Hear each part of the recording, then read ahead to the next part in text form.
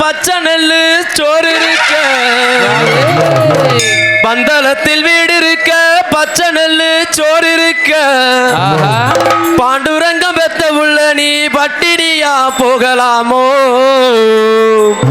பந்தளத்தில் வீடு இருக்க பச்சை நெல்லு சோறு இருக்க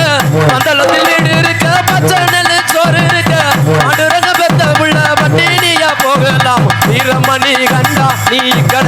ரண்டா வீரமணி கண்டா நீ இக்கட ரண்டா வீரமணி